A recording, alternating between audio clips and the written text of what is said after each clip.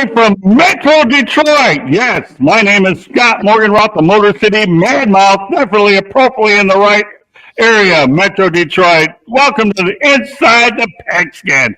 Oh, really? We're going to have a wild show, and of course, it'll be broadcast around the world. We're going to have an active chat room as well as that. That Inside the Pigskin is sponsored by Black Rock Bar and Grill. Tonight, we are live in Hartland, Michigan, the company's original location, which opened on October 27th, 2010. And my brother Lonnie Morganroth opened it. And I remember the idea came from La Petite out in Aruba when my brother, my dad, my mother, and I were down there. And when Lonnie gets something in his head, my goodness, he stayed with it. Well, with Black Rock Bar and Grill, you cook your meals the way you like them on a sizzling 755-degree live lava volcano rock. And for those folks that want to know a little bit about 755, let me also point out that Hank Aaron hit 755 home runs, so there's a little bit of history behind 755. But tonight it applies to the lava rock. Let me go out there and introduce the crew, because we have a dream team of sorts. But we are going out there, and let me tell you something, man. I am excited. I don't know about the Pointer Sisters, because I don't know that song. I'm so excited. Oh, no, I can't forget the word. I'm bad at that stuff anyway. Thanks, Jennifer, for acknowledging that privately.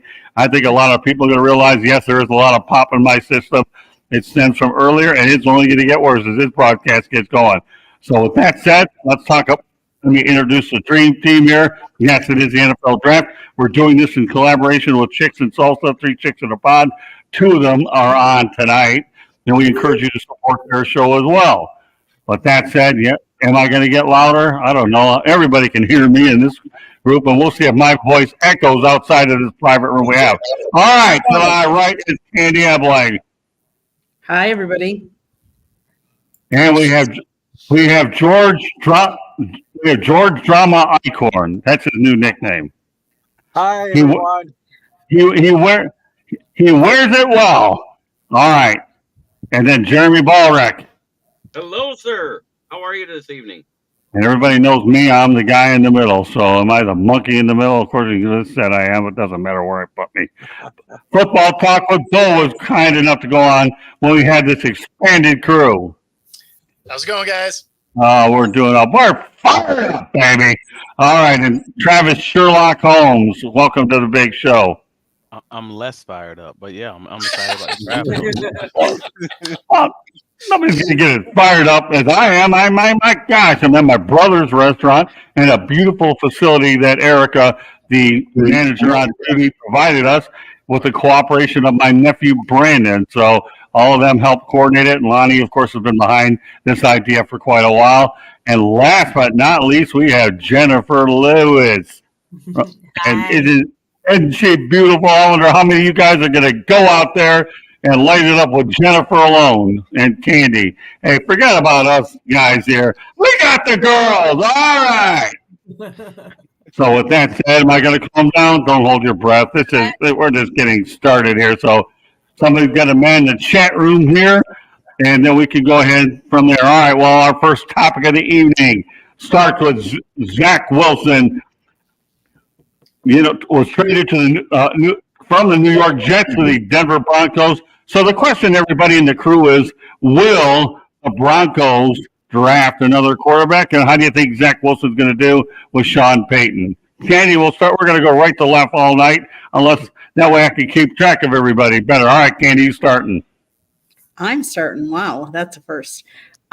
Yes, may not be the last either. I'm sure. I think they are going to draft a quarterback. I think they're going to test Wilson out. They got him pretty cheap. And I think they're going to look for somebody else because what they want to do is I think they want to develop a good young quarterback so they can wait. They don't have to pick real high early and with one of those draft picks, but they can pick a little bit later and then they can get a quarterback that they can really develop. That's what I think. All right, George. Yeah, I'm. First of all, I'm happy for Zach had to get out of that scene that he was in. I mean, there's no question about it that he had to be moved. and we'll see if things work out for him. But I agree with Candy. I mean, they're not satisfied with Zach as their number one. I don't think, unless they get a quarterback that is like, less experienced, let's just say, and they don't want to start him right away. Then then you would fool around with and have Zach there for a little bit of time before you groom this kid and the draft choice rather. But I still think they're going to look for a quarterback. Yeah, I do, Scott. All right, by popular demand, Jeremy is the best one on here, always showing love for Chet. Of course he does. We know how much I love this guy. He does too. But you know what? He is going to take on the role of police officer if you guys get on the line, just so you know. So with that said, go ahead. Let's talk about Zach Wilson. First of all, will this be a good fresh start for him with Denver, and will they get another QB, Jeremy? Well, all I know is he went to Denver and there's a bunch of snow bunnies there, so he'll have plenty of milk to choose from. So there his tagline gets to come in on throwing bombs and banging moms. But other than that, yes, I think it's a great choice because Sean Payton can help a lot of quarterbacks get better. He just can't help old ones that don't have new tricks like Russell Wilson. Okay. Well, what I'm going to say about it is I'm glad that he did get traded to Denver. Don't forget that he played at Brigham Young University as well. So he has played in that part of the country and did pretty well. So I do believe in Sean Payton's ability to go out there and develop quarterbacks. But, I wouldn't be surprised. You know what, Coach? I want to get you in there as well. Go ahead. I think this is a price point stopgap move. They wanted to get a player that they thought had some value at a low price point and see what's available in the draft.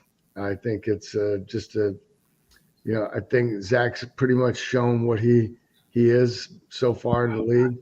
I believe that, if anybody can get anything out of him, certainly Sean can, but I don't think that they have a lot invested in this move. I think it's, it's a penny stock for them.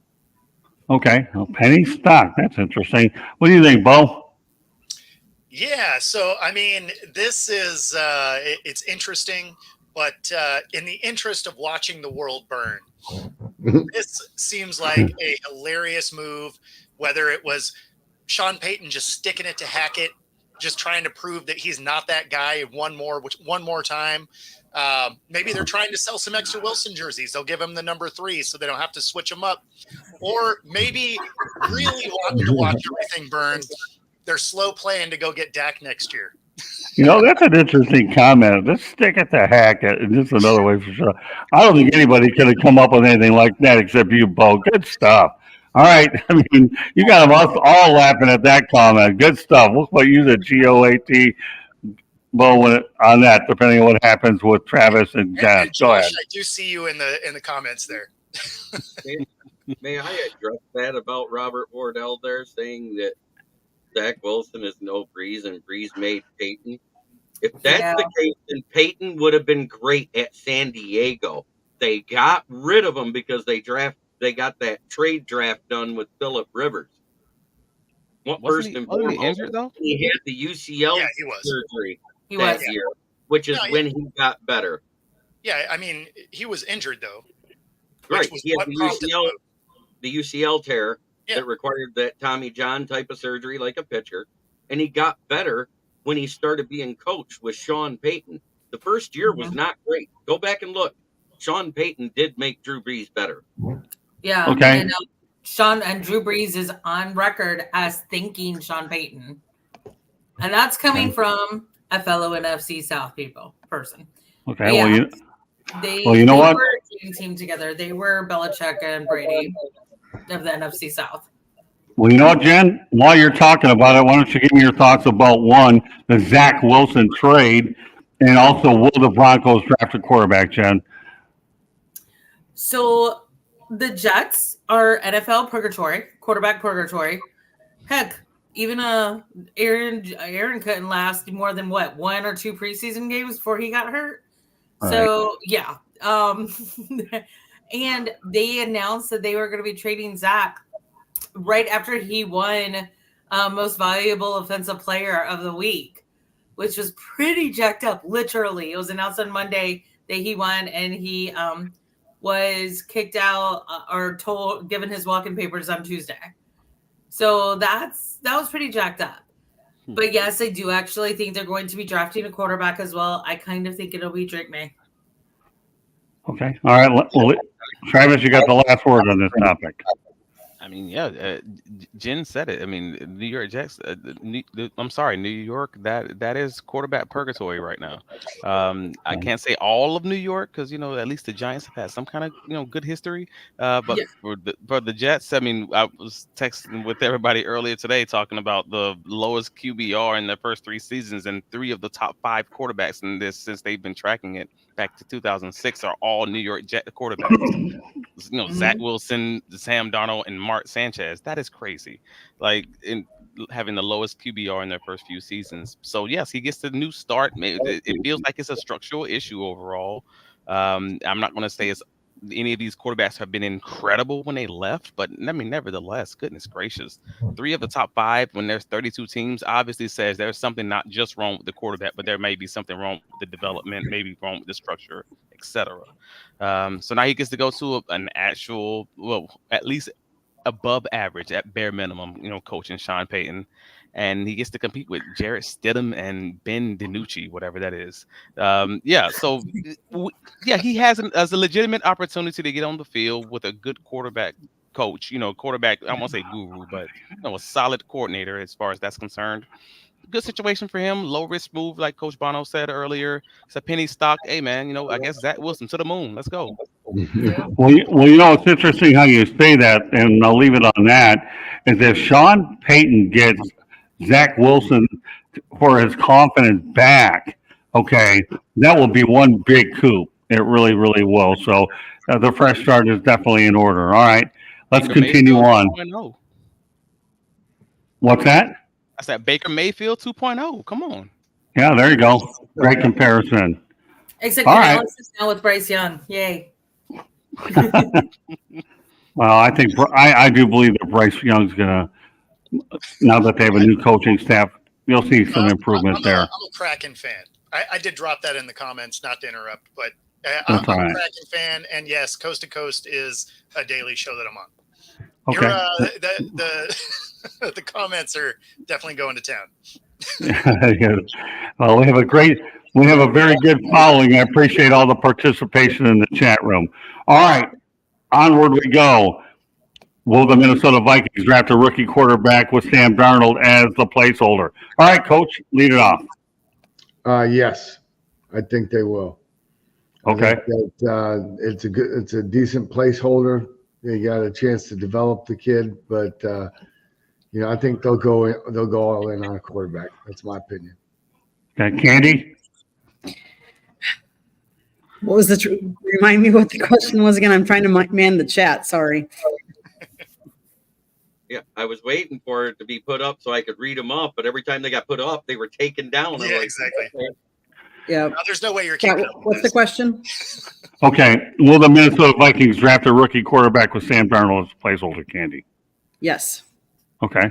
Yes, I think they need to. I don't think Sam Darnold's going to be the answer long term, and there's a lot of good quarterbacks in this draft too. So it's not like they have to really reach for one. That there's going to be some available a little bit later yet too, and they got a good pick. So I'm going to say yes. Okay, George. Yes, I predict that J.J. McCarthy from the University of Michigan will be a Minnesota Viking and succeeding a guy from the other side, Spartan Kirk Cousins. So how would that be? Now, we all know that J.J. is not going to be the starter because obviously they want to bring him along in a slower pace. But Sam Darnold is there as the leader. Like you said, Scott, a placeholder. But yes, I think if they're going to go for a quarterback, I really do. And J.J. might be the man. Okay, all right, Smoking. Sam Darnold will be replaced by the 5th game at the latest because he just hasn't had it. Everywhere he's went, he's been out by the 5th game ever since he left New York. The only great game he had was the game he came back and whooped the crap out of our Lions his rookie year. Okay. Well, you know what? I do believe that they'll draft a quarterback. It'll be interesting to see which teams trade up to try to get one. But I like what George saying, J.J. McCarthy. But I'll get to him in a little while. But yeah, I think Sam Darnold will do all right for about a year or so.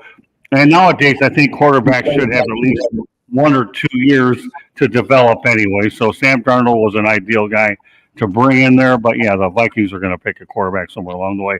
And let me point out something too. You know, if you don't get a quarterback in the first round, it's not the worst thing in the planet. You can find him in the second or third round. You ever heard of Joe Montana? He was a third round pick out of Notre Dame. So you don't have to find him in the first round. I won't get into that too much detail, but yeah, they'll draft another quarterback. All right, Bo. Yeah, I don't know. I don't know if they're going to try and do that this time through, just because of where they're picking. I mean, unless they're going to move their pick, they might roll with Darnold and try and add some more pieces. Okay. All right, Travis. I don't see a world where they don't pick one of these top 6 quarterbacks. If we're talking first round, and that's you got Justin Jefferson. I just don't. I can't fathom a world where you have a second year GM that's not going to get him a reasonable quarterback. And at least let's say I'm trying not to give up on the season. So just based on that alone, I'm probably going into whether or not they trade. I don't know if they want to necessarily give up the 2 resources since they do have the 2 picks in the first round, but they can sit at home at 11 and still get whether it be probably not JJ McCarthy, but possibly JJ McCarthy. But if you're not talking, you're in that Bo Nix territory. You're in that the guy from Penix territory. At least these are all still solid options when you have a get out of jail free card that is Justin Jefferson. And then you have Aaron Jones added to that offense. You don't even necessarily need them to just have this high, spread offense, this super explosive spread offense. I think that's a reasonable situation to have any of these quarterbacks in while you're still developing them and building them up. Hey, rocket scientist, answer your question. We had the stakes before the show. And secondly, again, can we get a loud dog check? No, I don't give anything about loud dog checks because I need to keep my voice. Can I do the dog check just to keep them happy? Yeah, go ahead. There you go. All right, there you go. All right, you got your dog check. All right. And where are the stakes? Well, part of them are in my stomach, Joshua. The other part are in a take-home container. All right, Jennifer, give me your thoughts about the Vikings. I need to correct Jeremy on one thing. Your boy also beat you in 2022 and took you guys out of the playoffs. I'm just saying. Oh, he had lucky day. Oh, now it's luck. Well, I mean, he was being coached by Matt Rule. Of course, it was luck. Wait, it wasn't him that beat us. It was that porous run defense where we gave up 260 yards. Just saying, I think Mr. Donald might have y'all's number. I'm just one humble girl's opinion. That's all I'm saying. I agree, Jen. Wins are a quarterback stat.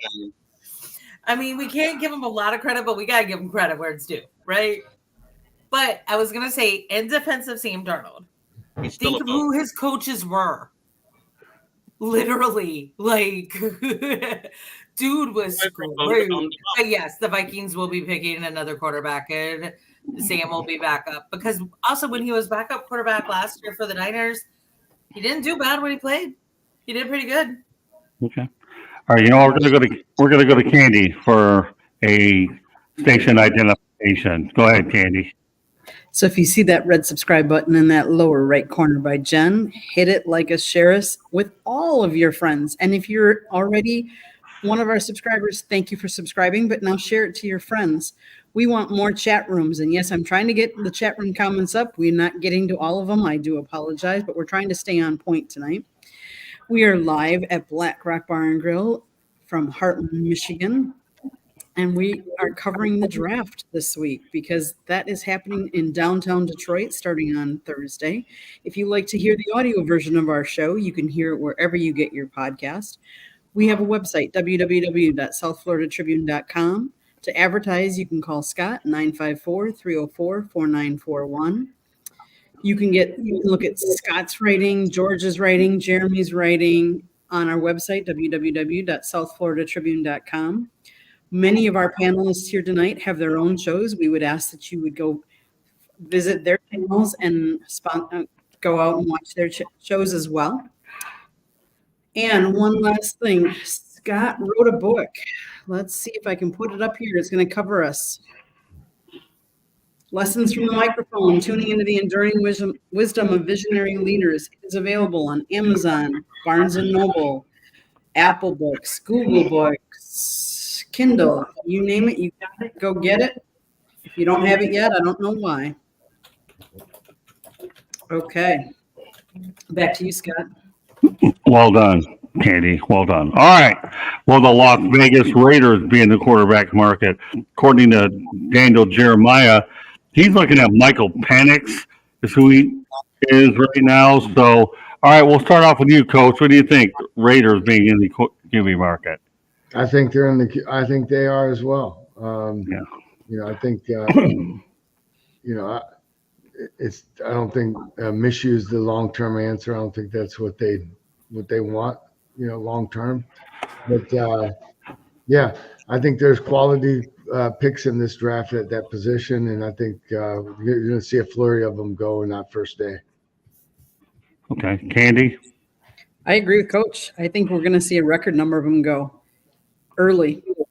And yeah, they need somebody because as much as I like Minshew, he is not first string caliber one. He's a good, very good, viable backup, but he is not a starter for the season. Okay, George. Well, yeah, I mean, we all know this is top heavy with quarterbacks, and I agree. They're going to really shape this first round, no question about it, here in Detroit. And the Raiders, yeah, I mean, they definitely could use a new quarterback, and they're really in a tough situation. Are they still in the 13th position for drafting? Yeah. So, yeah. So they might try to move up earlier if they have their eyes on a certain one. But yeah, they have a lot of needs, though, the Raiders do. But quarterback is still one of them, I believe. Okay, Jeremy. Well, everybody forgets when Minshew came into the league, he actually looked like a valid starter. He did a great job there at starting before they decided to go in a different direction because they had a new coaching staff. But at the same time, all he's been used as is a backup. But when he's had to back up, he's played almost an entire season and not done horrible. Look at what he did with Indianapolis. They damn near made the playoffs. So that being said, the reason why he's there is if AOC doesn't look as good or better than he did last year, he'll take over as the starter there. And I don't think they have to draft a quarterback in the first round. Okay, well, you know, the reality is the situation. Candy and I have seen Gardner Minshew, and they are in a position where if the right quarterback doesn't fall in their direction, then ride them. And again, I'll reiterate on every quarterback topic, you can get good quarterbacks second, third, fourth round easily. And of course, I don't have to sit here and tell you the Brock Purdy and Tom Brady stories because they were drafted way late. But I know a lot of teams like to go into the first round because they think that's their guy. And all I'll say is Troy Aikman don't grow on trees. So with that said, I'll turn it over to Bo. Yeah, I mean, I don't feel like they need to go get a QB, right? Like you have Minshew, he is this era's Ryan Fitzpatrick. So you can win games with him. So, and he's entertaining to watch. Is he going to take you to a championship? Probably not. But he can win you games. He's fun to watch. He keeps fans in the stands, and it buys you time. You don't necessarily have to get, a Bo Nix because he's the last guy in the first round that's still on the board. You can bide your time. You can live to play another time, live to play another season for, a different quarterback to come up. Okay, turn it over to you, Travis. I think I'm in agreement with Bo there. Before hearing anything about, the rumors that Mike Garofalo of I believe in NFL Network earlier today said that the Raiders are one of the two teams who reached out to Washington and offered a trade package to move up to number 2. but Washington said they were going to stay pat.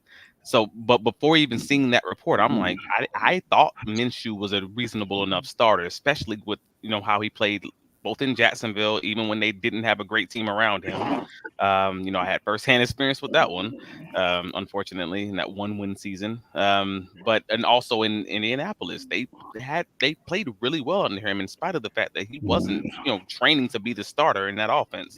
But all the injuries to Anthony Richardson, and he put that team on the back and had them fighting for a playoff berth. He's a solid quarterback, and he's even an upgrade over O'Connell, in my personal opinion. So if they end up getting a guy like Penance, or if they end up getting a guy like Bo Nix, who may need a little bit of time to get acclimated, he will easily, in that offense, I believe, be able to buy them that time. Okay, we'll turn it over to Jen. Yeah, I'm conflicted on that one because we do have Minshew is fun to watch. He did a great job filling in for AR, who I'm really excited to watch this season. Like, so excited. Like, Candy knows this. I really wanted us to draft AR. But yeah. They may sit this one out and just see what Gardner Minshew can do.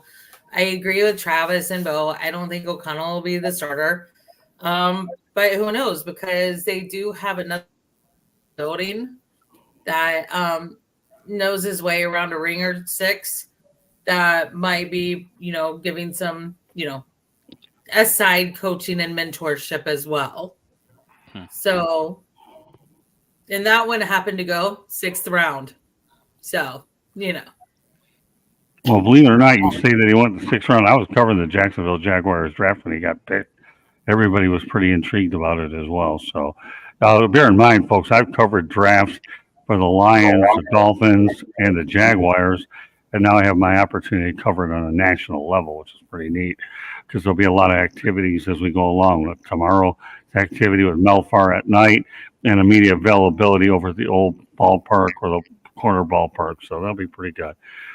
All right, with that said, okay, everybody's been pecking away at it. Now I'll bring it up. So where do you see J.J. McCarthy landing, Coach? Good one. Yeah.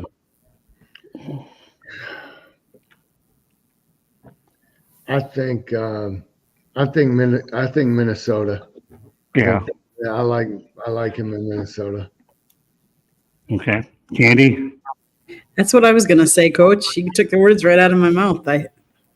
That's where I think he's going to land. George? Fired.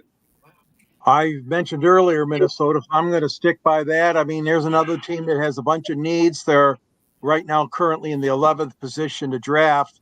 And they may have to move up to get JJ because there's going to be so many quarterbacks taken early, real early. But the trade rumors are out there that Minnesota's trying to do something to move up. So that'd be my first choice. I as far as a second or third choice, I don't know. It's just there's too much going on with some of these other quarterbacks being ahead of JJ on the depth chart.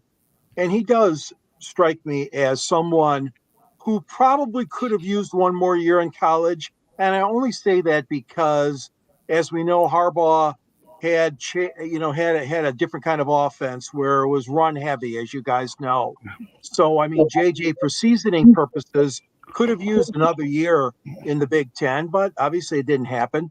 19, 20 Michigan players are probably going to be drafted. So, yeah, Scott, I'll stick with Minnesota, maybe drafting him. All right, Jeremy, what do you think? I think JJ could go to one of 3 teams. I think it possibly could be the Patriots because the Commanders seem to be higher, not on Jaden Daniels like everybody thinks. It's actually Drake May they're high on because Jaden Daniels poo-pooed the fact that they did a group QB interview. Right. And he didn't like that working out with all of them. So I think they're going Drake May.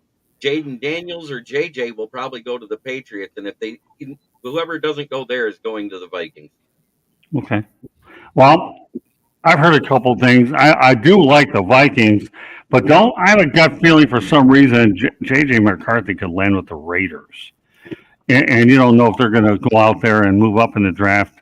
But I don't know why. I just have a real feeling the Raiders may get him.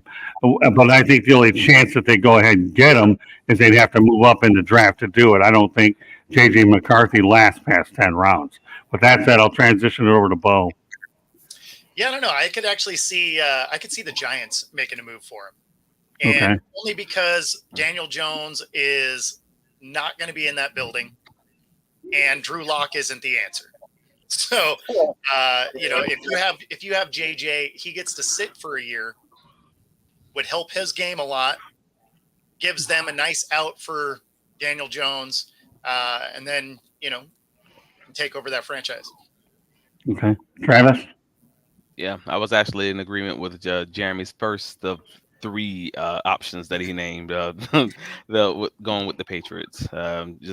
You're competing with you got Jacoby Brissett, you got Bailey Zappi, and Canada's own Nathan Rourke. On the roster. I do believe that's where he ends up going, that 3 pick. Yeah, believe it or not, you say Nathan Rourke. I don't know why I have a real weird feeling about it, but I have a feeling he might be the starting quarterback for the New England Patriots if he gets a decent opportunity. That's just a gut I feeling. thought he was going to be the guy to back up in Jacksonville, but for whatever reason, they like C.J. Beathard. I still don't know why. Yeah, so just watch out for Nathan Rourke as a starter for the New England Patriots. I'll turn it over to you, Jen. So Jeremy and Travis stole my idea. I'm going with the Patriots or the Chargers. Whoa. Wow. A reunion with Jim Harbaugh. I want to expound on that. The only way he goes to the Chargers is if they trade Justin Herbert to Minnesota for all those picks. Yeah, well, I've got a little piece of the. I have something on the Chargers a little bit later, so that I ended up getting from my media availability. But you know what, Jennifer? I like your idea of going with the Chargers because anytime you could get Jim Harbaugh with a quarterback that he's used to, you know what? Picks like that, Jennifer, could actually work out. I don't know why. It's just such a crazy. Up again. I mean, the man is really on JJ McCarthy. So, Yeah. I mean, I think it's a possibility, but I could honestly also see him in New England. I could not imagine the trade package they would get for that quarterback. Goodness. Right. I mean, I'll say this. New England would intrigue me only because you go from one Michigan quarterback and Brady to McCarthy. That would be the most obvious angle or storyline, but we'll see. We'll know on Thursday night. All right. Well, you know what? I'm going to refer to Daniel Jeremiah a lot because of that media availability being so productive. But a question was asked to Jeremiah was, will the Detroit Lions move up now since they're in a win now mode? All right, Coach, what do you think? I'm sorry, Scott. What was the question again? Sure, no problem, Coach. A question was asked to Daniel Jeremiah was, will the Detroit Lions move up now since they're in a win now window? Man, it's always a possibility. I mean, you never can count on. I don't think they need to. I think they're in a good spot. But obviously, if there's a player that they covet or they get, they could move back for more picks. You know what I mean? That's who knows? You never know how draft is going to go. Right. Okay. There's your dog symbol, your dog salute. There you go. Dog check. All right, Candy. So my question to you is, how many picks do they have? Do you know? Jeremy, how many picks do the Lions have? We have 7 picks this year because we traded away our second, third-round pick to Tampa Bay in the Carlton Davis trade. So we have 1 first, 1 second, 1 third, 1 fifth, 2 sixths, and a 7th. So my thought would be that I don't think they'll trade away picks. Or they might, is what I'm saying. And they might trade if there's someone they're really looking for, or if they think there's a very specific need and a very specific person, that they could take a couple of those picks and put them together and trade to get whoever they want. Now, I'm not saying I know who that is, but I could see stranger things have happened. Okay, George, you're there, here I'm with here. us. I do not think that they're going to be trading up. I think that if nothing else, they may even trade down a little bit, which would be a huge disappointment to the 300,000 people that may be expecting the Lions to make a draft pick on opening night. But obviously, Brad Holmes, I don't challenge anything Brad does. Brad has done a tremendous job, and Dan Campbell in molding that roster. But right now, I don't see a need to move up. I mean, they're probably looking at secondary help or the O line or D line, maybe with their first pick. So there's going to be plenty of guys available, especially in the secondary. There's a lot of good guys coming out. So I would say no, Scott. I don't anticipate them trading up. Okay, Jeremy. I don't anticipate them trading up. Number one, we're still looking to add to this roster, so we're waiting for June 1st for the second round of free agency. I see us more of trading back after what Brad Holmes said the other day. He said the top 5 corners athletically and talent-wise are not next generation, and you can get guys with the same athletic abilities later in the draft and train them to be better talented players. So I don't think we're trading up for a corner. He also said he doesn't see where a first-round O lineman cracks the starting lineup with the 5 we have unless someone's injured. So he's more than not likely going O-line, which means the holes that he's looking to fill is defensive edge, which there's not a generational talent at the top, and also wide receiver to replace Josh Reynolds if necessary. Right. And that's why they brought in just today Xavier Leggett, day 2 pick, wide receiver, for his interview. Okay. What I'm going to do is give you Daniel Jeremiah's answer to that question. He says, yeah, I wouldn't rule that out. They've got some age on the offensive line. So if there's a guy that they feel they love to go up there and get one, that wouldn't shock me at all. That would not shock me. The corner position is one they can continue to look at. They've done a lot of homework on the corner class, is what they've done. And of course, the corner position is one that they can look at. So as I mentioned, and as I continue to look at Daniel's comments, all right, and talking to some of the agents over the last week. So yeah, I think one of those top corners starts to drift a little bit. They could go up there and do that as well. But you hit it. I mean, they're knocking on the door. They are right on the cusp of being a championship team. So if there's ever a time to be aggressive, this would be it. Well, I'm not going to comment on it myself. I'll let Daniel Jeremiah's comments go out there and we'll see. He believes they will. But then again, you're talking about Brad Holmes. So he's the X factor. He's capable of anything. I think he's the new version of David Copperfield. He's a magician. All right, Bo?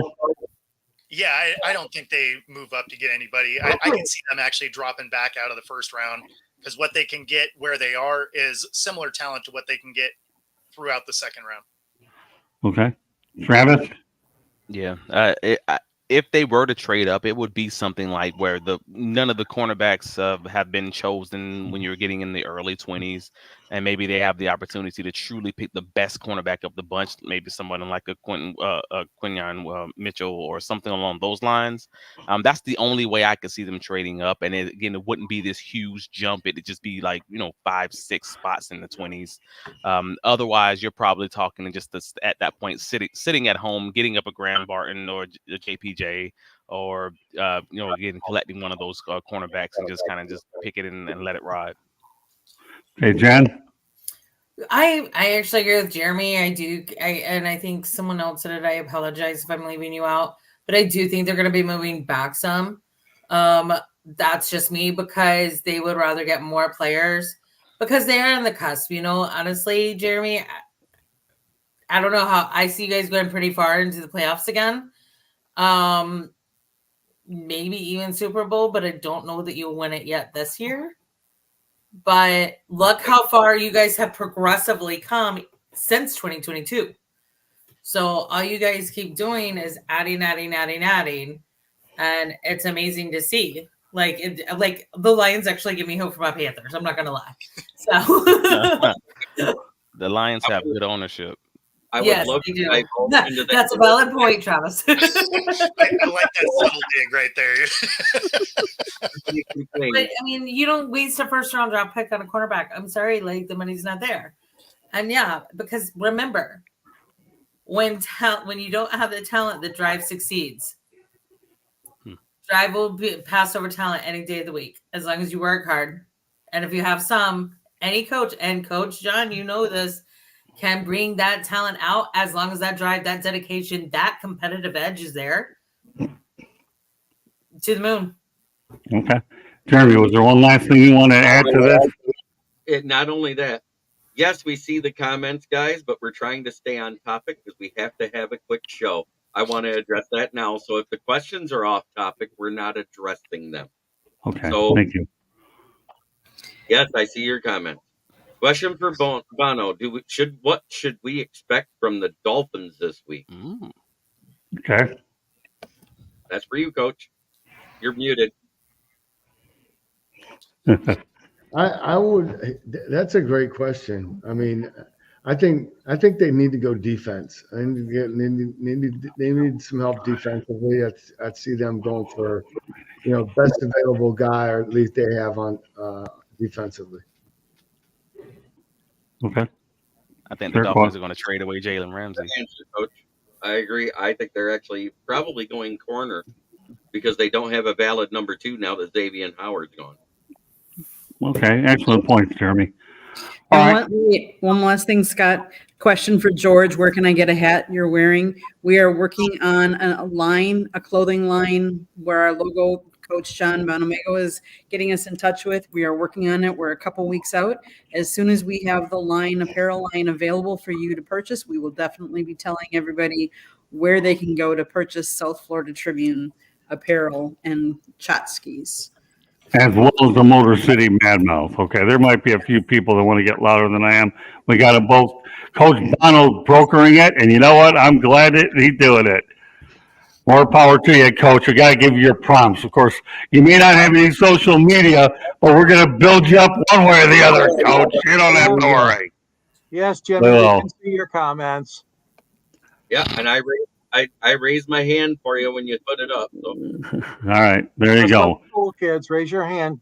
Yeah, right. Just kidding. There I'm you just go. following your lead, George. You're the coolest kid. Funny.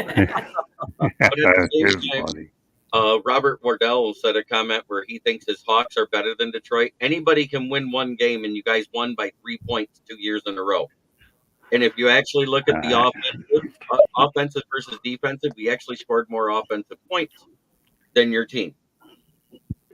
So records say Detroit was better because you went 9-8 at the same year. You went 9-8, and then we went 12-5 when you guys didn't even make the playoffs. End of story. Okay. All right. Everybody get their say in on this topic? Yep. Yes. Very good. All right. Well, you know what? I asked Daniel Jeremiah if he could identify any hidden gems at quarterback.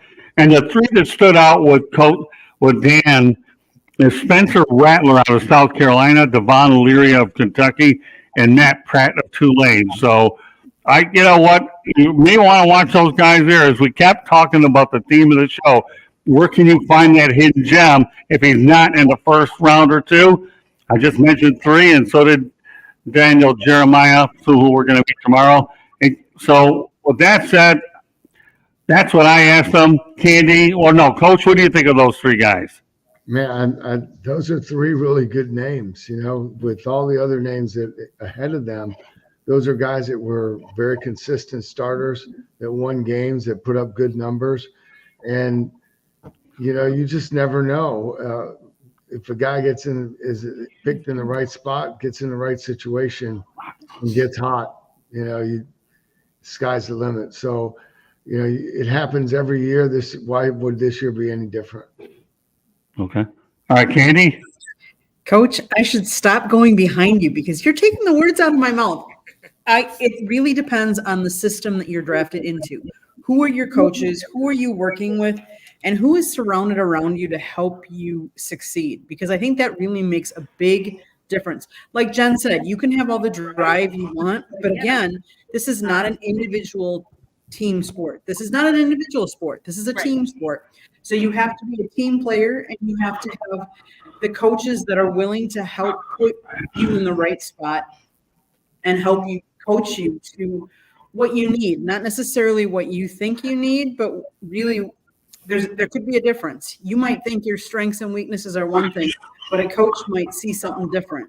So I think you also have to have not an ego that you're confident, but yet not an ego that you don't listen to your coaches and other people.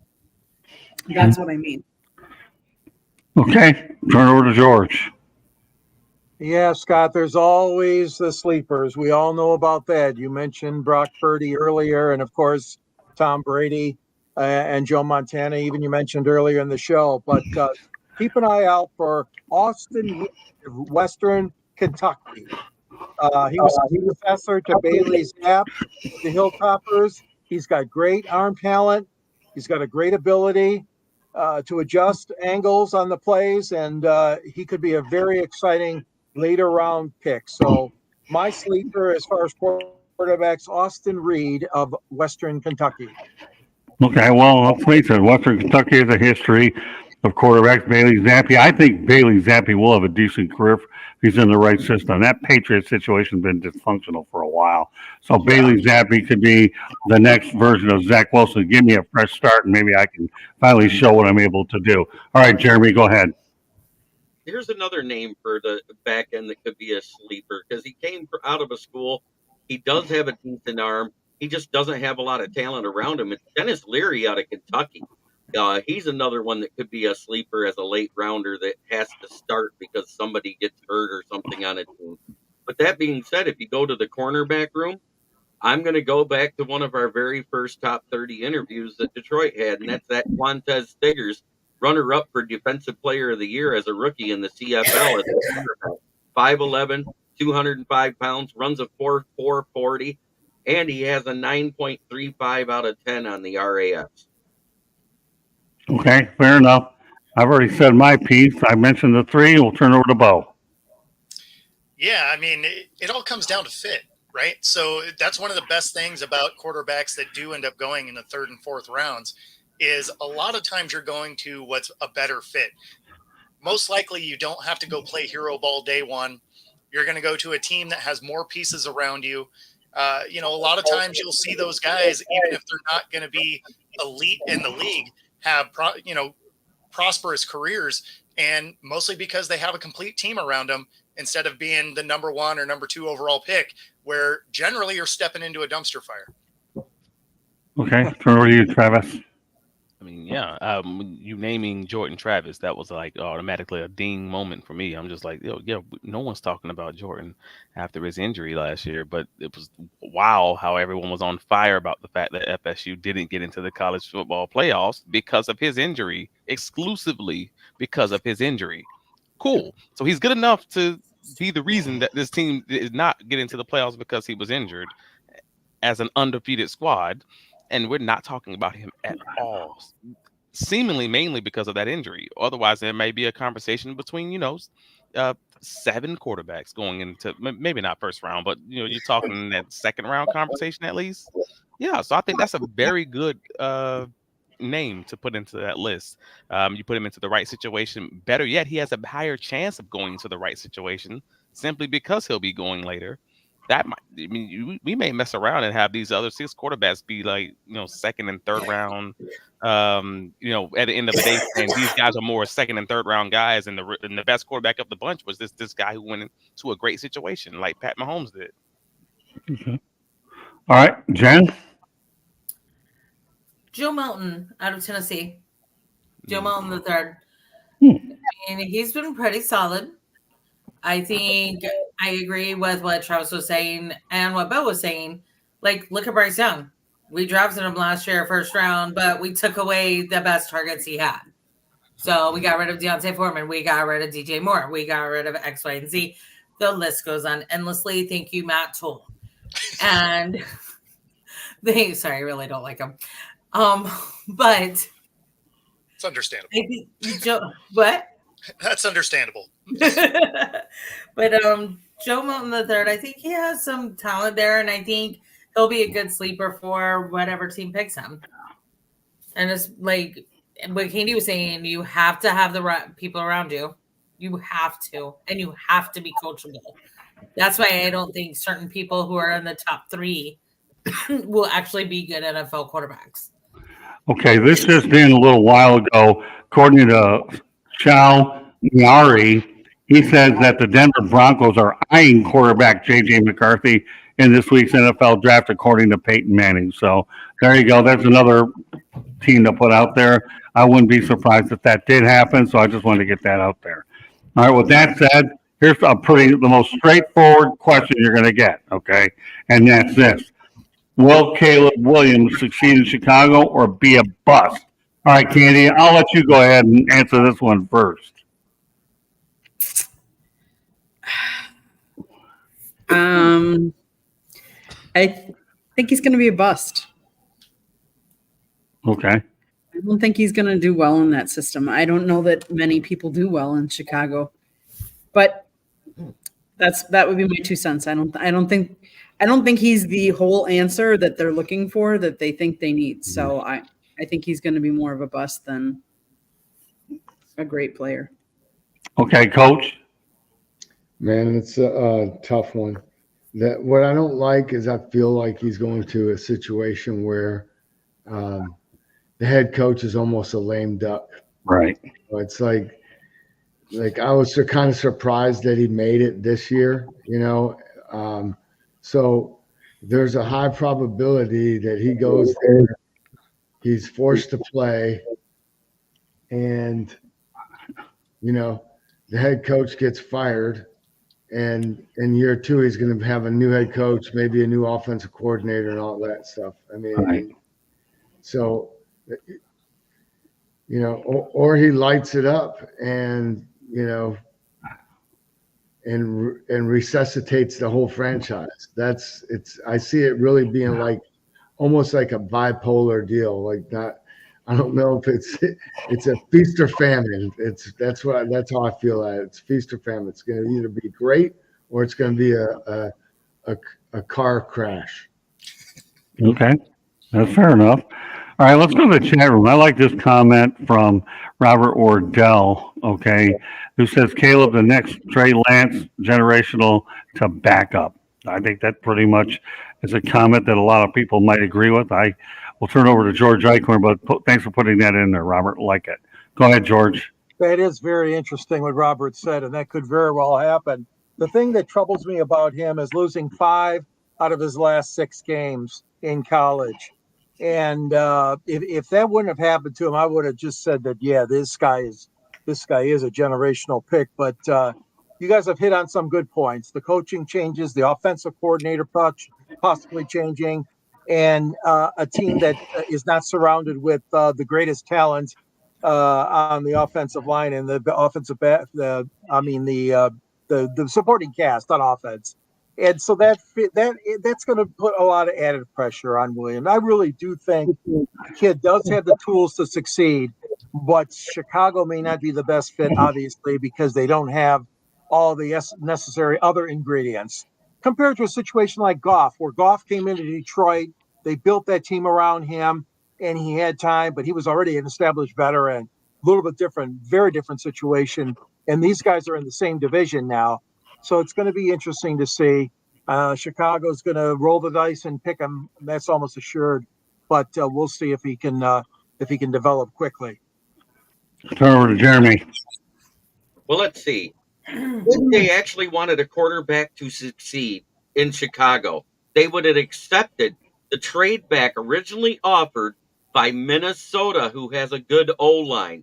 They could have taken Joe Alt at 9 or Boega or Fashanu, any one of those 3 great offensive tackles, and also got a center later on. And then in the second round, take a QB, because until they get an O-line that can protect the QB and protect the run game, DeAndre Swift will be exactly what he was in Detroit while we didn't have an O-line.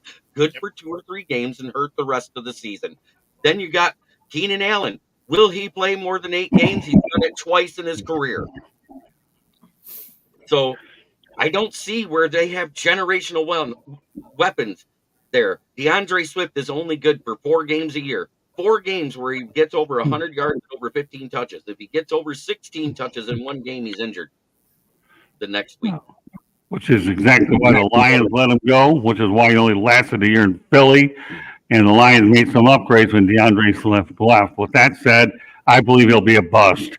Wrong system, lame duck quarterback.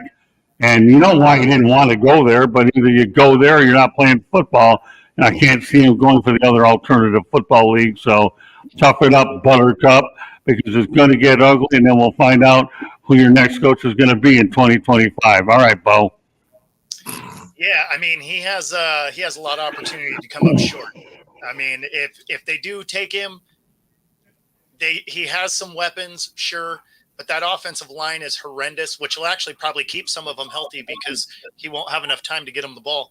But yeah, I mean, the biggest thing is they better get after it, repairing that offensive line if they're going to give him any shot to be successful. I mean, listen, I don't think Justin Fields did that bad of a job there. I think the Bears got impatient. They should have kept him another year. I really do. And if they wanted another quarterback, they could have traded back. That's just one's opinion. Justin Fields, I predict, will be the starter in Pittsburgh by the end of next year. Take that to the bank. All right. With that said, go ahead, Travis. I mean, I agree with you with your Justin Fields Pittsburgh take. I think I also believe he'll be the starting quarterback in Pittsburgh. But yeah, the Bears front office has some opportunities. Yes, I think that's the softest way I could probably say that. But way to put it. yeah. Hey man, that's the management brain. Yeah, the management verbiage, soft hands. But they also did get Shane Waldron from Seattle as the OC. So I'm going to try to use the most optimistic viewpoint I can probably find in this one and say, I don't think that they'll necessarily be bad enough where they're fired. I could absolutely see them extending them just a year to making it just be reasonable enough. Like if you get into the situation where what's the name? Goodness gracious, DJ Moore and Keenan Allen stay healthy throughout the actual season. They moderately I can see them being a middle of the pack squad. Like, again, not great, not incredible, but absolutely doing just enough to be feisty. I can see that. And so I don't want to just assume and pile on and just say, hey, man, he's going to be a bust. I don't know if it's necessarily that because I haven't seen that objectively. He's going to be in a rough situation. Absolutely. To Bo's point earlier, a lot of opportunity to fail. Absolutely. But also, I think he might be in a reasonable position to at least not explode. It doesn't have to be in it doesn't have to crumble. It doesn't have to be like the Jaguars under Urban Meyer. If that's what I'm saying. I don't know if it's necessarily going to be that. So yeah, maybe I think he'll be middle of the pack, honestly. Okay. All right, Jen. Best. Because of all the issues we have with the Bears. Anyway. And, our favorite Bears fan will tell you everything wrong with the Bears franchise. But look at what Justin did last year when he had Deontay Foreman and DJ Moore. And I have a sidebar question. Why can't Deontay keep a contract for more than 1 year? Topic for another day, I know. But it confuses me because he's great. But also, when you look at Caleb, he's uncoachable almost.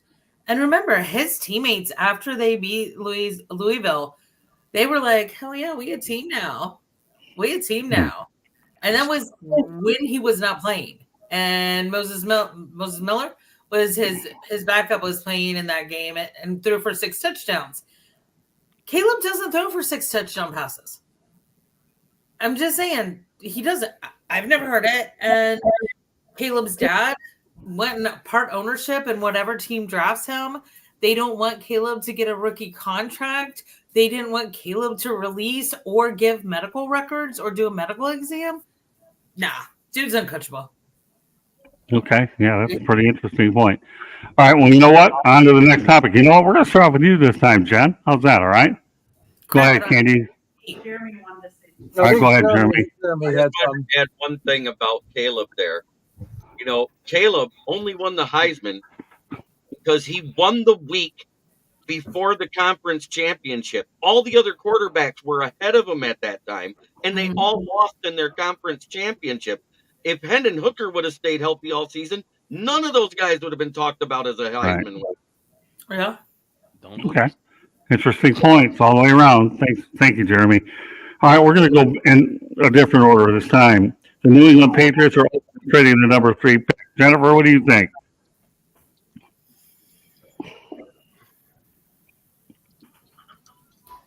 I could see them go. They're going for quarterback, but it's who? It could be Right. Jake or it could be JJ. But I could honestly see Sean Payton being nasty Carolina fans and trying to draft Drake May. I mean, it's So- inbred at this point in time. So do you think? So Jennifer, my follow-up question to you is: do you think they will trade the 3rd pick? They might, but I really could see that because I mean, I don't know. I don't know. I'm weird. I kind of like Bailey Zappi, so I would have seen him given a legit shot because I mean, of course, he was just up against Mac Jones, whom I don't care for either. But I don't think my eyes rolled far enough back in my head. But I don't know. Okay, I'll be fair. honest. All right, you know what? We'll turn it over to Travis. What do you think? I mean, I think they want to trade it. I think they're praying that somebody bails them out so they don't have to make this decision that they can absolutely be wrong on, because these quarterbacks outside of the top one, everyone else it's a coin flip on. It's personal preference, it's taste. It's I like chicken and you like mac and cheese. There's no rhyme or reason to like overall that line and which one's right and which one's wrong. So yeah, I think they hope, because nobody likes mayonnaise in their coffee. I mean, you say that, but there's a Tennessee Titans quarterback. Really? I mean, right. So at the end of the day, I think they want to trade it, but they not received any offers that's worth making that trade for, and they shouldn't before the draft actually starts and you know who you're trading for. Specifically, I don't think it ends up taking place just because. I mean, I think the line's just too close between these quarterbacks, 3 through, really 2 through 5. I think it's that much of a difference. But you never know. These GMs, their job's on the line. Somebody's going to get lemon booty and make the trade. Who knows? Did you say mayonnaise and coffee? Did I hear that correctly? Yeah. Yes. Will Levis You know about that, right, Scott? Will Levis. Yeah, that was Will Levis. Yuck. Right. All I'm going to say about mayonnaise and coffee is I'm glad you told it to me after dinner instead of before it. Otherwise, I wouldn't have made it to dinner. Well, Scott, you're not allowed any more coffee tonight. Not even decaf. You're cut off, my friend. Yeah, I feel like the last couple of cups were probably not supposed to happen. I agree. You guys, let me tell you, you two people are one of the few that are going to get me to say no comment. You just succeeded there. That doesn't happen. That just does not happen, but no comment when it comes to mayonnaise and coffee. But you know what, Bo? You can comment on what I asked you about the 3rd pick. Yeah, I think they take their 3rd pick. I mean, they want to compete in their division. You're going to need somebody, and that somebody isn't on that roster currently. So you got the 3rd pick. You get one of the top 3 guys. You're probably taking one of them. I'll make this short and sweet because the mayonnaise and the coffee still resonates in my head a little bit. Okay, they're keeping the 3rd pick, and they know they have to get a quarterback. That's all there is to it. Otherwise, they're going to be crucified all day long. So yeah, they'll keep it. They're not trading back. I can't see anybody that's willing to give them a king's ransom for it anyway. All right, Jeremy. Well, yeah, they're going quarterback. They're keeping the pick. There's no sense in them trading back right now. They have an above-average O-line and nobody that can throw behind it. Jacoby Brissett, backup. At best. At best. Bailey Zappi, got a hell of a cannon, but where is it going? Which color jersey? And he's a runner. And he runs. He runs. He if the slightest bit of pressure, he bails. He's like Justin Fields rookie year. Yeah, on the plus side, when he runs towards danger, so that's a bonus. Yeah, that's even better. Yeah, True. an ACL waiting to happen. Okay. But at Hey, the Joe. they got to go either Drake May, Jaden Daniels, whoever thaws, or JJ, whoever's there. That's who they're going with. I think I'm leaning more towards JJ with them because Washington seems like they're way higher on Drake May, and I kind of think Drake May is slightly overrated because if you actually watch him play, his mechanics are off. He can throw the ball a country mile. He can throw it 83 yards in the air and hit the crossbar, which is tremendous. How many times you got to throw an 83-yard pass? Okay. Well, all I'm going to say about it is Elliot Wolf, the former Packer executive, is calling the shots for New England. It'll be interesting to see what direction we go. We have two more topics after this I want to get to, as well as some other news that I wish I didn't have to report, but I will anyways. George, what do you think? Yeah, I think they're going to keep the pick, Scott and crew.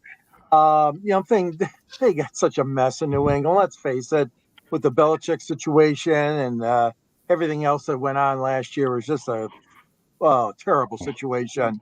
So yeah, I agree with Jeremy. Either Jaden Daniels or Drake May. You guys mentioned JJ McCarthy, also a possibility. It's going to be interesting to see who they take. But yeah, I still think they're going to stay where they're at and take a new quarterback.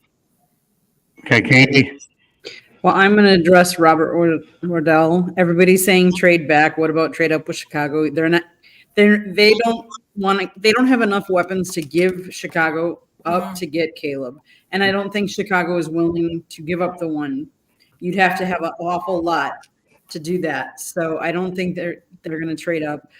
I think they're actually looking to trade back, and I don't think anybody's giving them what they want. So I think they're going to be forced to just take it. Do I know who they're going to go with? No. But, there's always surprises in this draft, and that's why we have a draft. So I think they're going to have to take a quarterback. As we said, the draft is so heavy in quarterbacks at the beginning. Just a matter of which one do they like. Okay, Coach Bonner, you have the last word on this.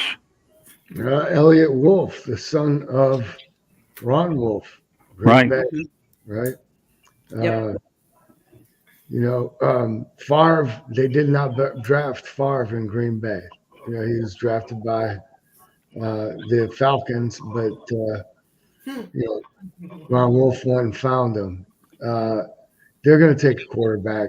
I mean, Elliott knows that you can't build a franchise without the trigger man, and it'll be interesting to see how they evaluated it and what's really what happens early part of the draft. It'll be mixed. I don't see them not taking one. Okay. All right, two more to go, and then I have some other news I want to pass on. The New York Giants are looking to trade up. They currently have the 6th pick, and they're likely eyeing NC quarterback Drake May.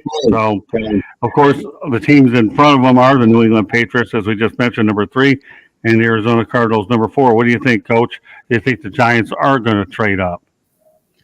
They'll try. They'll try, and it's just a matter of how much are they willing to give up to go up there to get their guy. Right. I mean, and that falls in line with the New England question. Right. I mean? It's these guys get paid to play poker this time of year. You know what I mean? It's gonna they'll put their cards down. Once this thing gets going. Okay, Candy.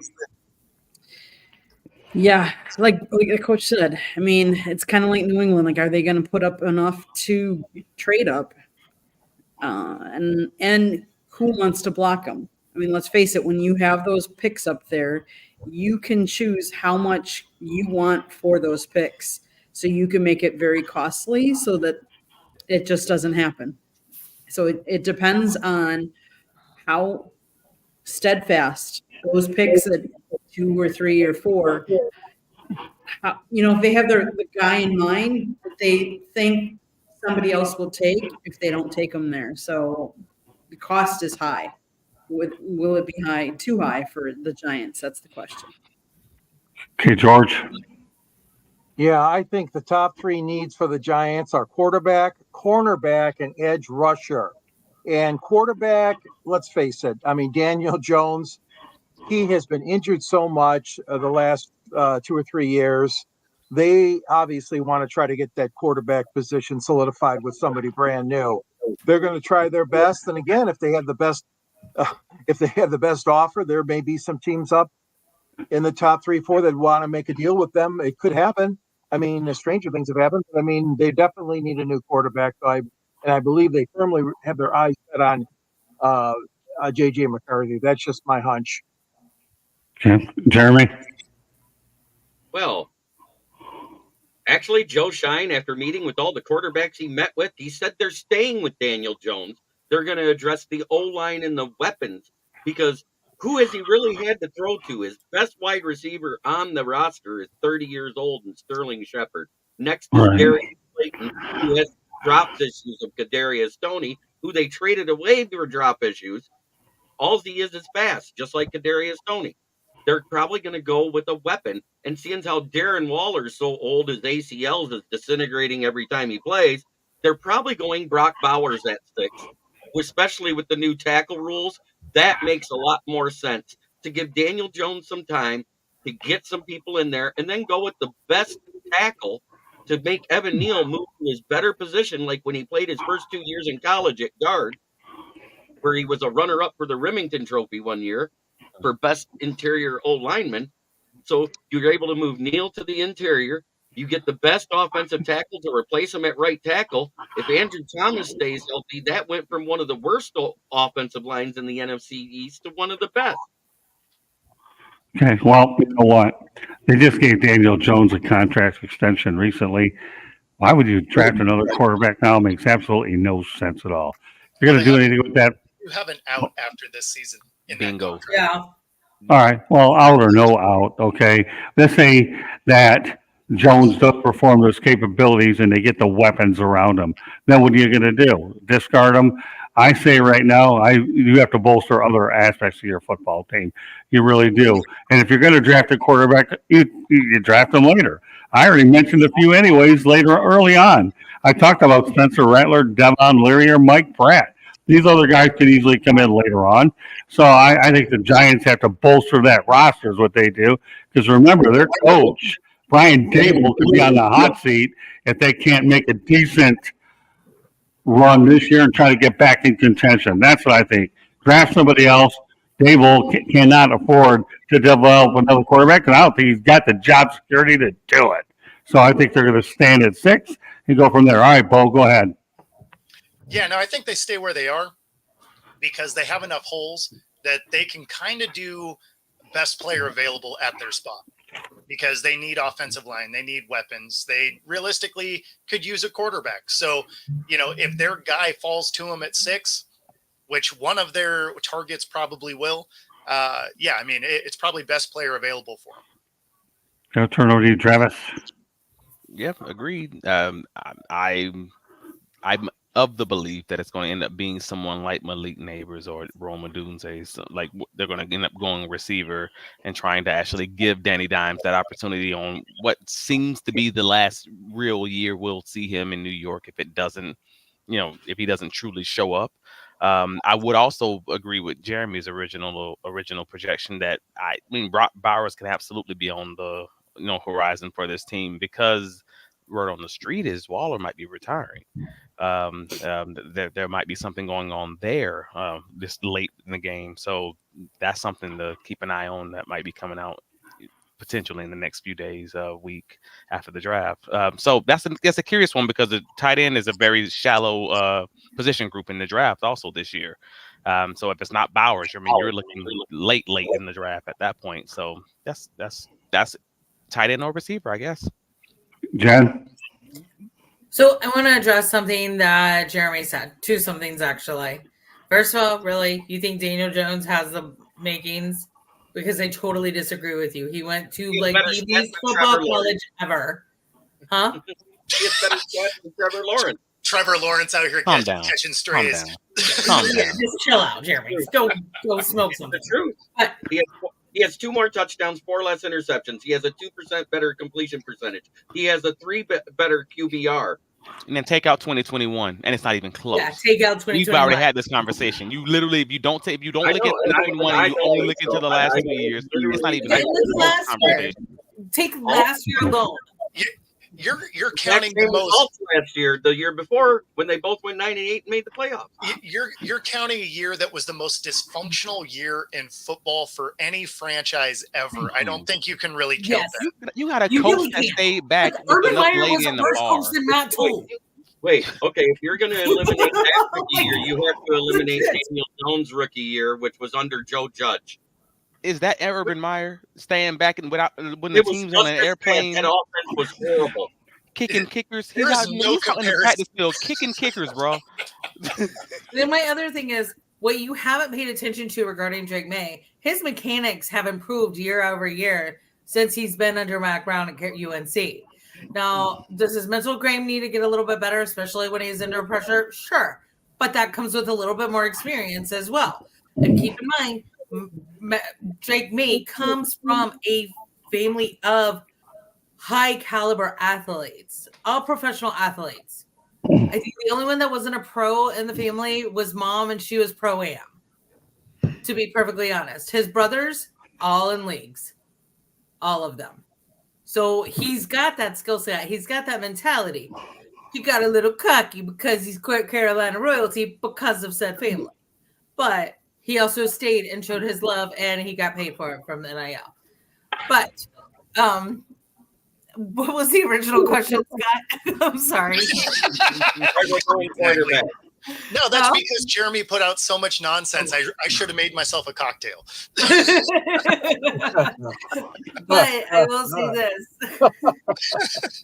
And me too. Make one for me too. So the Giants trading up, and whether or not that's going to take place, yeah. Yeah, I think the Giants might, because somebody did make a good point. They have an easy out clause with Daniel Jones this year. They're not going to take it.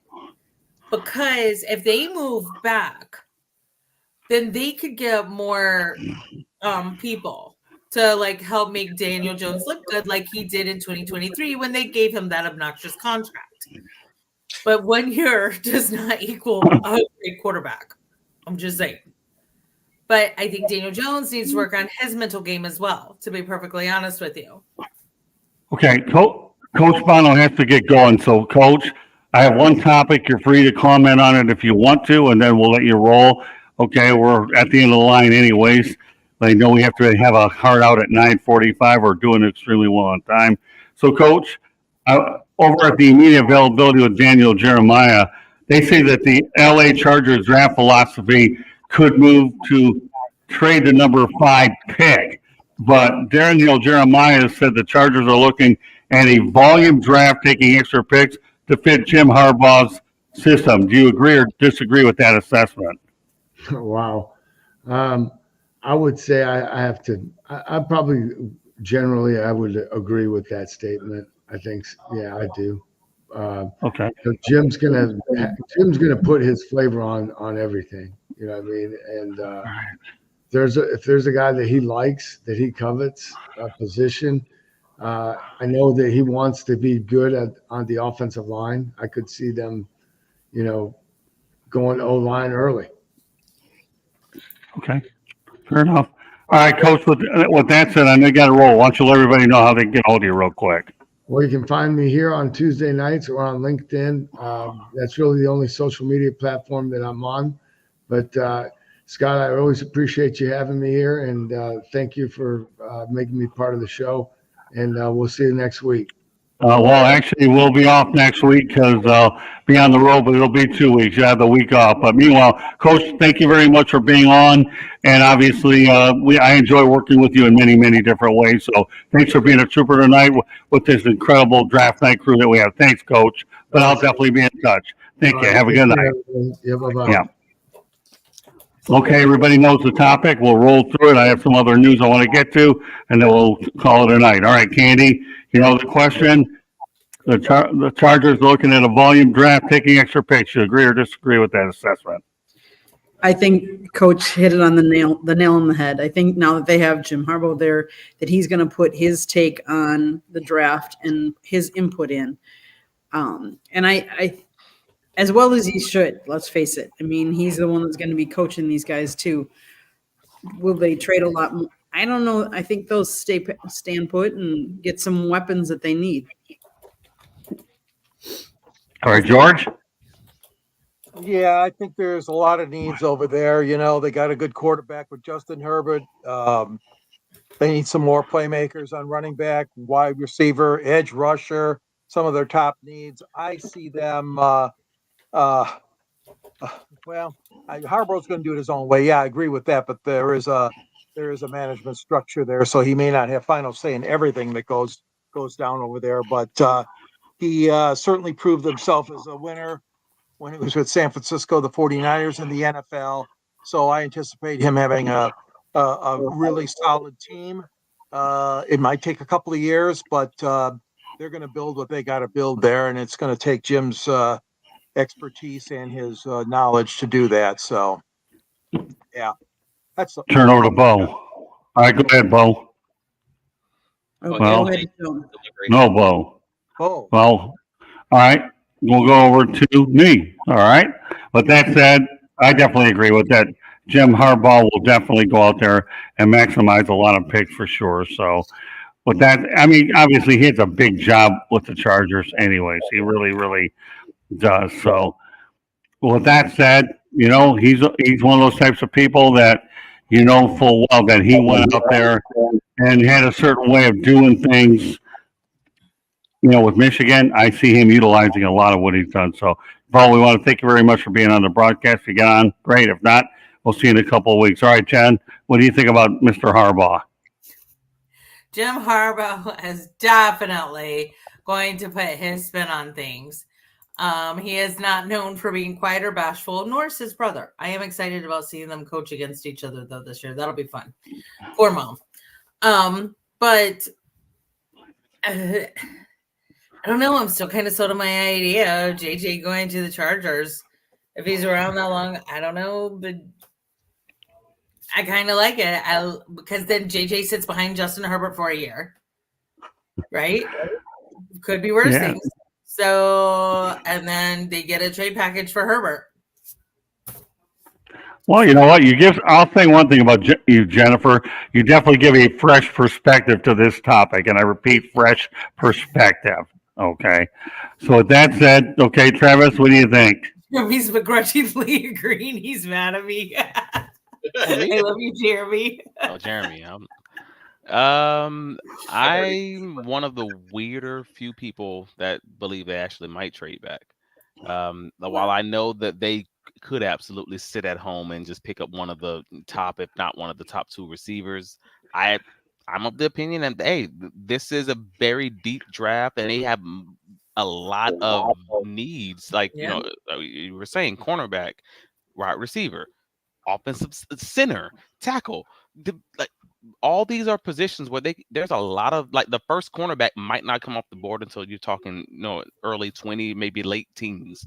The first guard and, you know, center, the JPJ that I was referencing earlier, is going to be a late first round pick. Someone could easily set this team up, set the Chargers up to get multiple of these things that they actually need in the first round if they just trade from that number 5 spot to, you know, the teens or the early 20s. So I'm of the opinion if you have a new coach that comes in and wants to put his stamp on things, that's how you get it done. You trade back and you pick up the exact things that you need, and you may be able to get your top 1, maybe even top 2 receivers in the late first or early second, just based on that, you know, directly from that one trade. So that if you can get that offer, that's how you do it. Okay. All right, Jeremy, you have the last word on this topic. Well, Jen almost kind of stole my thunder, but it's Herbert to Minnesota for the 11 and 23. They get the 5. They pick the quarterback they want, whoever falls out of the top 4. then you get they can do two things. Then they can either get Roma Dunze, who will probably be there around the 11th pick because of what everybody needs ahead of them, and then they can also get an offensive tackle or guard to bolster that O line to help keep Justin Herbert upright, because that's another reason why Austin Eckler got hurt about. And seeing how they just signed two of the most injured running backs over the past 4 years in J.K. Dobbins and Gus Edwards, it'll help them too. Yeah. Okay. So some final news before we turn it over to Candy. We'll acknowledge BlackRock one more time. We want to thank them for sponsoring tonight's show. Former MVP Matt Ryan has retired, so I guess he likes it in the broadcast booth. So don't worry about him. You know, broadcasting is a good thing for him. Glad he did. Secondly, unfortunately, on a somber note, former Albany defensive lineman A.J. Simon, who was hoping to be selected this weekend, died at the age of 25. No cause of death was immediately known. He had 12 and a half sacks last season for Albany and was ranked as the 448th prospect in the latest NFL draft rankings from ESPN's Matt Miller. You know, we talk about prospects and then we talk about young guys who tragically die earlier, not being able to fulfill their dreams. So all I can say, A.J. Simon, is rest in peace. All of us here on Inside the Pigskin hope you do rest in peace. You know, in our industry, while we try to give you as good a news as we can't dodge these stories either, and I will not dodge any story as well. So rest in peace, A.J. Simon. And Albany, he'll always be legendary there. The only thing I would like to say to add to it before we wrap up this show tonight is I hope that the NFL does something special to mention A.J. Simon's name during the course of the 3 days in Albany. But we'll see. The NFL is always very good about those sort of things. Hopefully they have something planned. All right, Katie, why don't you let everybody know right now some of the things we have planned up. But before you do that, okay, I want to just mention it one more time that Inside the Pigskin is being sponsored by Black Rock Bar and Grill. Tonight we are live here in Hartland, Michigan, the company's original location, which opened on October 27, 2010. My brother, Lonnie Morgan-Roth, obviously is the owner, and he's done a magnificent job with this restaurant chain. With Black Rock, you can cook your meals the way you like them on a sizzling 755-degree lava volcanic rock. So we want to thank Lonnie. We want to thank Brandon Morgan-Roth, as well as the manager on duty, Erica, for allowing us to put this show together tonight. Without you folks, the three I mentioned, and then some, we couldn't have put together a really strong broadcast to get you ready for the NFL draft. Candy, go ahead and you have a promotion as well. Then we'll everybody out there and let everybody know how they can get a hold of them. Go ahead, Candy. Well, I just want to say that I want to first say thank you, because this was a collaborative effort, because Jen and I are normally on Chicks and Salsa or 3 Chicks in a Pod, and we normally are on 7:30 on Tuesday nights. We decided to, as a collaborative effort, join Inside the Pigskin this week. And so we are broadcasting live on both channels. And we want to thank Inside the Pigskin for inviting us. I think this was a very good episode, and I think we might do these again in the future. But there is a red subscribe button on, I think it's by Jeremy at this point. If you see it, that means you haven't subscribed to us. Subscribe to our show, our channel, watch all of our fun shows. Normally Monday nights are Inside our 108 Stitches of Baseball Talk. Tuesday nights are Inside the Pigskin. Wednesday nights is Sports Exchange and Motor City Mad Mouse Show. Thursday nights is Fun and Sport and Fire Up. We will be taking a break this week and then next week until Thursday, because we will be here covering the draft. So we're in Detroit for now. So after that, we'll be back ready to go. If you want to listen to any of our podcasts, you can tune into iHeartRadio, Google, Apple, Castbox, Spreaker, Spotify, wherever you get your podcasts. You can also go to our website, www.southfloridatribune.com. You can see the writings of George, Scott, Jeremy. I take pictures. I think Jen even wrote us a story in Once Upon a Time. I got to get her on that again. Huh? Get you on writing stories for us. Let's find some time. But most importantly, there are other panelists that are part of our show tonight. Make sure you go to their channels and subscribe and watch them and support them as well, because without them, we wouldn't be here and this wouldn't have been so successful as it was. The other thing is, Scott wrote a book. It is called Lessons from the Microphone, Tuning into the Enduring Wisdom of Visionary Leaders. It talks about his over 40 years in the media business and how it's changed over the years. It has interesting stories. It has a couple of pictures. It's a picture of Scott with a young Muhammad Ali in there. You got to get it. You got to get it. It's available on Amazon, Barnes & Noble, Kindle. Let's see, Apple Books and Google Books. Actually, we even have some here tonight in case anybody is listening and wants to purchase one here. We are at the Black Rock in Hartland, Michigan. We are going down to the draft. We will be there live. I don't know what kind of access we're going to have, but we're going to have some fun and report back. Okay, Scott, back to you. All right, well, you know what? Here's the thing, folks. If you haven't subscribed to the South Florida YouTube channel, it'll be a good idea because a lot of the content will be coming on the South Florida Tribune YouTube channel, so that's a good reason to do it. Cop back then, so you know what? Well, we only have one topic left. I want to make sure you get it in. I'll make it really quick and short, then you can let everybody know they get a hold of you. The LA Chargers draft philosophy could move. They could move the number 5 pick, but Daniel Jeremiah said the Chargers are looking at a volume draft. Is what they're looking, taking the extra pick to fit his system for Jim Harbaugh. Do you agree or disagree with that assessment? Yeah, I would agree with that. Absolutely. Okay. All right. Well, let everybody know how they can get a hold of you. Yeah, sorry, I had to jump off of there. I had That's all right. which I had to sign for. So yeah, you can find me right here every Tuesday night, and of course on my channel at Football-Talk and Roku TV 5 days a week. Very good. All right, George, let everybody know how they get a hold of you. Yeah, you can find me on the South Florida Tribune website under the Motor City Tribune. And at the end of my column, there's a link to my book, which is Detroit Sports Broadcasters on the Air. It's a great book about Michigan and Detroit sports broadcasting history, including the esteemed Scott Morganroth. And there's our friend Jeremy with both books. Nice. What a trooper. You can reach me at Yahoo at gicorn@yahoo.com, on LinkedIn under my name as well, and on Twitter at SanGSports99. And you can follow me here on any number of the shows, 108 Stitches, Pundits, and many, many others. So thank you for being all so great tonight on this great show. Thanks. Okay, Travis, let everybody know how they can get a hold of you. You can find all my writings covering the Jacksonville Jaguars on bigcatcountry.com. You can find me here every week on Inside the Pigskin on Tuesdays, or the Sports Exchange, or Pundits, wherever they need me. I'm here to talk football all day long. You can also find me, for those of you who partake, Jacksonville Jaguars podcast, the Duval Diver Jaguars podcast on Fridays, wherever you catch your podcasts, and that's at 11:30 a.m. As always, thank you for having me, gentlemen and ladies. There you go. All right, Jen, go ahead. Hi, thanks again, Scott and Candy, Jeremy, Madlove, Travis.